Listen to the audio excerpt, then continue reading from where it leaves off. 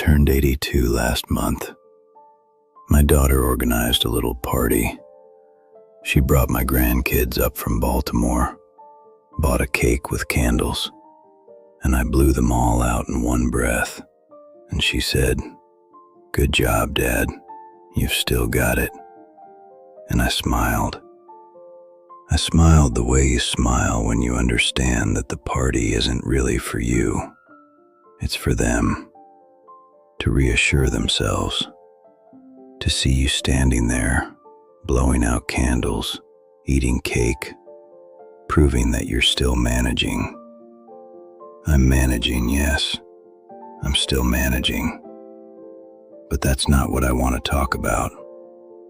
Before I go on, if something in those first few words landed somewhere quiet inside you, I'd ask you to subscribe to this channel, not as a favor to me, as something for yourself. Because what I'm about to tell you is the kind of story people don't tell out loud very often. And if it matters to you, there's more where it came from. The button is right there. It takes 1 second, and then I'll keep going. What I want to talk about is Monday morning. The Monday after my daughter left with the grandkids, and the house went quiet again. The morning I sat down in the armchair, the one by the window that looks out onto the street, and felt the silence come in from every direction, the way cold air comes in when there's a gap under the door. A silence that isn't peace, a silence that has weight. My name is Aldo. I have lived 58 years in this apartment on the 3rd floor of a building in the Lawrenceville neighborhood of Pittsburgh, Pennsylvania. I came here with my wife, Dorothy, in 1968, with a cardboard suitcase and a union card in my pocket, hired on at the steel mill in Braddock. We were 32 years old, and everything seemed possible. We raised 2 daughters inside these 4 walls. We argued, we loved each other, we bored each other sometimes, we forgave each other often. Then Dorothy was gone. 4 years ago, in the summer, early in the morning, in her sleep. The doctor said she didn't suffer. I still tell myself that. She didn't suffer. What came after, though, that was mine. The first year, I don't remember well. I remember it in pieces. I remember my daughter Carol coming often, bringing food, straightening up the kitchen, asking me questions I answered with yes and no that didn't mean anything. I remember my daughter Susan, the one in Baltimore, calling every evening at 8 o'clock. Every single evening, without missing one. At first I picked up, then I started letting it ring. Not because I didn't love her, but because I could feel her keeping score, checking on me. And I didn't want to be something that needed checking on. The second year was clearer, but harder. Clearer because at least I knew what I was losing. Harder because I knew it wasn't coming back. I lost the nights first. I don't sleep the way I used to. I wake up at 3, at 4, and I lie there with my eyes open, looking at the ceiling. I don't think about anything in particular, or I think about everything at once, which amounts to the same thing. I think about Dorothy. I think about things I never said to her. I think about how I should have taken her to see the Grand Canyon. We always talked about doing a road trip out west, always said we'd get to it, and we never did. I always thought there was more time. I lost my appetite too. Not all of it, but enough. I eat because a person has to eat, not because I want to. Dorothy cooked with care, with the kind of care that belongs to people who believe food is a form of love. I cooked to survive. Pasta with butter, eggs, cheese, coffee, and a piece of toast in the morning. My grandkids, when they visit, open the refrigerator and their faces say everything. I lost my sense of time, and that's the worst of it. The days all look the same. I get up, make coffee, look out the window, read the paper, or at least look at the pages, because half the time I realize I've read the same paragraph twice without taking it in. Then lunch, then the afternoon, then evening, then bed, and the next day the same, and the day after that. I'm not saying this to make you feel sorry for me. I'm saying it because it's true. And because if I'm going to tell you what happened next, you need to understand where I was starting from. I was there. I was in that place. Carol started talking about arrangements. That's the word she used. Arrangements. As if I were a problem to be arranged. She says it out of love, I know that.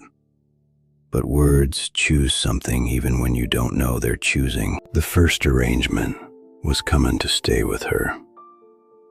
She has a nice house in the North Hills with a yard. Her husband, Dennis, is a decent man.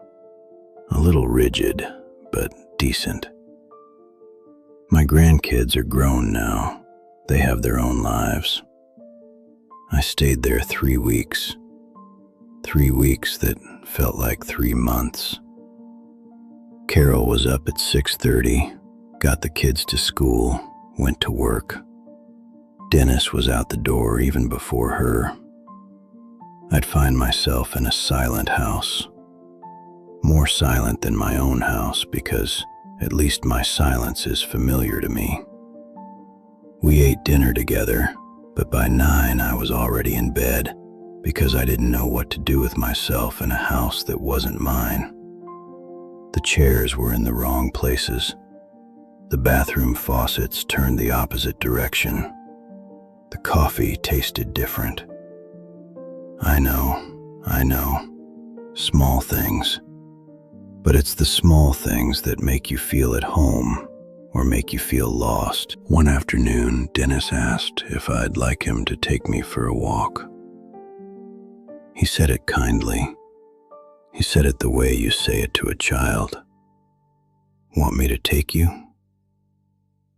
I said no thank you, went out on my own, walked for an hour through a neighborhood I didn't know, among people I didn't know, and felt more alone than I had sitting in the armchair staring at the ceiling. I went home to my own apartment. Carol wasn't happy, but she understood. Or at least she pretended to understand, which is sometimes the same thing. The second arrangement was a home health aide, a woman named Vera, from Ukraine, 45 years old, very quiet, very competent. She came every morning, tidied up, cooked, went with me when I had somewhere to go. She was kind. She was professional. She was a stranger in my house. It's not her fault. I understand it's a job. But I'd open the kitchen drawer and the spoons were in a different place. I'd open the closet and my shirts were folded in a way that wasn't my way. Small things. Always small things. But each small thing was a reminder. You are no longer in charge of this space. Someone is managing your life for you. And then there was the money. My pension covers the month. Barely, but it covers it. Vera cost what she cost. And on the days she couldn't come, they'd send someone else. And the someone else didn't know where I kept anything. And I had to explain everything from the beginning, every time. And at 82 years old, explaining the same things to different strangers every time is exhausting in a way I can't quite describe. It's a tiredness of the spirit more than of the body. The third arrangement. Carol brought it up one evening after dinner in a voice trying hard to sound ordinary. "Dad, we looked at a really nice place, close to a park, with a garden, with activities, with qualified staff. You went there yourself in your mind," I thought. I didn't say it. I said, "Let me think about it." We went to look at it on a Thursday morning. It was clean, well lit, with plants in the hallways and prints on the walls. The director was friendly, showed us around. The rooms, the common area, the dining hall. I watched the people there. I watched their eyes. Eyes that look without seeing, or that watch television with a concentration that isn't really concentration. It's just something to lean against. I saw the wheelchairs. I saw the schedule. Breakfast at 8:30, lunch at noon, dinner at 5:30, activities at 10. All of it printed on a sheet pinned to a bulletin board, like a kindergarten class. I walked out of there, didn't say a word, the whole drive home. Neither did Carol. When she dropped me off, she said, "Dad, we'll think about it. No rush." "Yes," I said, "we'll think about it." I climbed the stairs. The elevator was broken, as it often is. Sat down in my armchair and cried. Just like that, without any warning. I cried the way I hadn't cried since Dorothy died. I cried because it felt like the world was making decisions about me, that my life had become something to be managed, that I had become a problem. The turning point, if you want to call it that, came from something small. The way important things usually come, from something small and unexpected. It was a Tuesday morning. I was heading downstairs to get the newspaper. Yes, I still get the paper. I know you can read it on your phone, but I want to hold it. I want to feel the pages. I want to turn them the way I always have. And on the second floor landing, I ran into my neighbor, Dom. Dom is 66 years old, a retired electrician, and I knew him to nod to in the hallway, nothing more. That morning he was standing outside his door with a grocery bag in one hand and his keys in the other, and a look on his face that wasn't right. I asked him what was wrong. He told me he'd hurt his wrist, fell the week before, nothing serious, and couldn't get his key in the lock with one hand while holding the bag. The simplest thing in the world. I held the bag while he unlocked the door. I asked if he needed anything else. He said, no, thank you, the way people say it when they don't want to be a bother. But then, as I was already heading back up, he turned around and said, "Listen, if you feel like it sometime, come down tomorrow morning for a cup of coffee." I went. I don't know exactly why. Maybe I do. I had nothing better to do, and loneliness sometimes pushes you toward other people's doors, even if you've spent most of your life being perfectly fine on your own. Dom has lived alone for 12 years. Divorced, 2 kids in Chicago. He sees them in the summer and at Christmas. He has a small apartment, cluttered, with books everywhere and a collection of vinyl records that takes up an entire wall. He made coffee, offered me a dry cookie, The kind of cookie that someone who lives alone keeps around, the kind that lasts forever in the box. And we talked. Nothing important. The neighborhood changing, the hardware store on Penn Avenue that closed, a Steelers game, a book he had on his nightstand. I talked more in that half hour than I had in the 3 weeks at Carol's house. I went back the next day, and the day after that.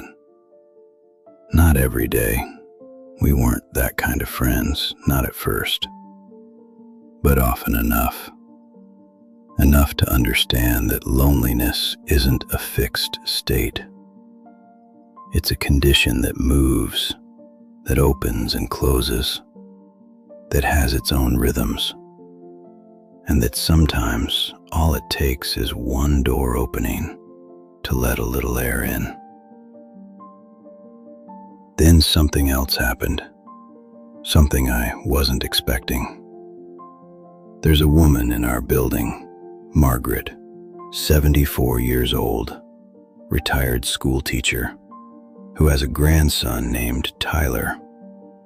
17 years old, always had headphones around his neck, but polite, always said hello in the elevator. One day, Margaret stopped me in the hallway and asked me something a little unusual.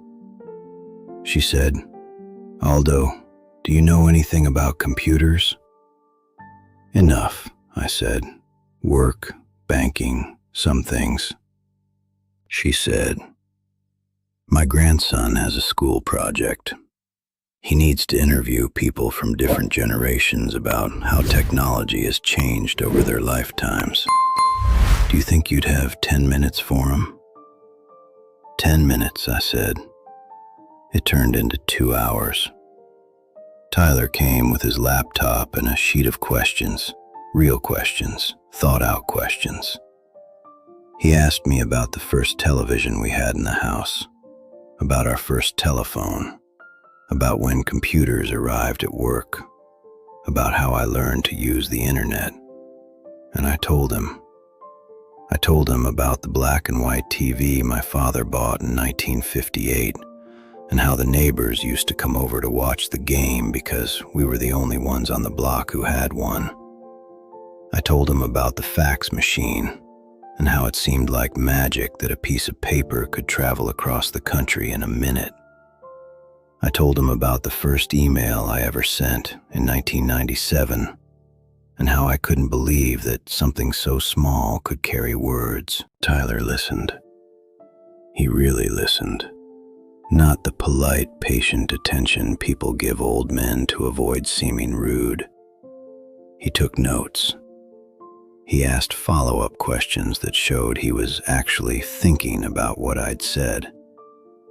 At one point he said, "So you lived through the transition from an analog world to a digital one in real time." And I wasn't entirely sure what all those words meant strung together like that. But I understood he was saying that what I'd experienced was worth something. That's a strange feeling, realizing that what you've lived through is worth something.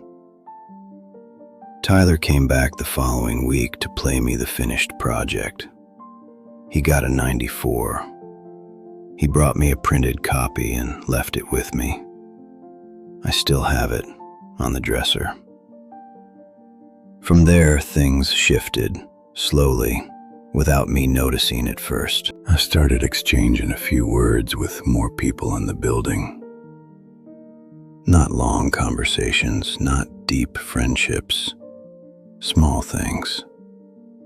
Mr. Kowalski on the 4th floor, who was having trouble with his tax return online. I helped him through it. The young couple on the 1st floor. His name is Jake, hers is Amanda.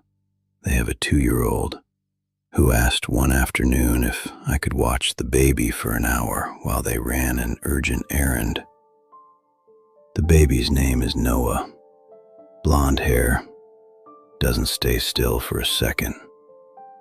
I said sure. I dug out an old set of keys I didn't use anymore and let him play with them. He sat on the floor and stared at them for 20 minutes, happy as a clam. When Amanda came back, she looked at me like I'd done something remarkable. She said, "How did you do that? He usually cries with people he doesn't know well." And I don't know how I did it. I just did what you do with a small child. I acted like the grandfather. Then Amanda brought over a pan of lasagna. Then Jake fixed the faucet that had been dripping for months. Then one thing and then another, and without any formal agreement, without anyone deciding anything, we became something. Not a family, not exactly. Something more informal than that. Something that works out of mutual need, which is maybe the most honest way for things to work. I understood something. I don't need to be looked after like a patient. I need to be useful. I need to feel that what I do, even if it's a small thing, matters to someone. I need my experience, 82 years of living, 58 years in this neighborhood, a wife I loved, 2 daughters I raised, a job I did with care, to be something that still circulates, still counts, not just a weight to be managed. I told Carol all of this. At first, she didn't understand. She kept saying, "Dad, but what if you fall? Dad, but what if you get sick at night? Dad, isn't this too much for you?" I said, "Carol, I fall already. I've already hurt myself, and I'm still here. The risk of being alive in the world doesn't go away when you put yourself somewhere safe. You manage it, you accept it, you live inside it." I said, "The problem isn't that I live alone. It's how I live alone. And now I live alone differently." She's not entirely convinced, I know. She still calls every evening, still asks about the medications and the doctor's appointments. And that's fine. It's fine because it comes from love, and you accept love even when it's a little anxious. But now I have something waiting for me every day. I have Dom downstairs who expects me on Tuesday morning for coffee. I have Tyler who texts me every now and then to tell me how school is going. I have little Noah who, when he sees me in the elevator, says my name in that wide, imprecise way that babies say things when they're still learning the shapes of words. I have the newspaper waiting at the corner store. I have the armchair by the window. I have the silence, which is still heavy sometimes, but not always, not every day. I have Dorothy, who isn't here, but who is still in everything. In the cups she chose, in the way I keep the books on the shelf, in the smell of this apartment that I know by heart. 4 years, almost 5, and I still look for her in the morning, and I still miss her every day. But missing someone and being lonely are not the same thing. Missing someone means you loved somebody. Being lonely means you have no place in the world. I still have my place. It's here, on the 3rd floor, Lawrenceville, Pittsburgh. It's the wrong place for this age, or the wrong age for this place. I'm not sure which, but it's mine. And as long as I can climb the stairs and unlock the door and sit in that armchair and look out at the street, this is my place. Getting old is not disappearing. It's learning to be in the world with what's left. And what's left sometimes, is more than you'd think.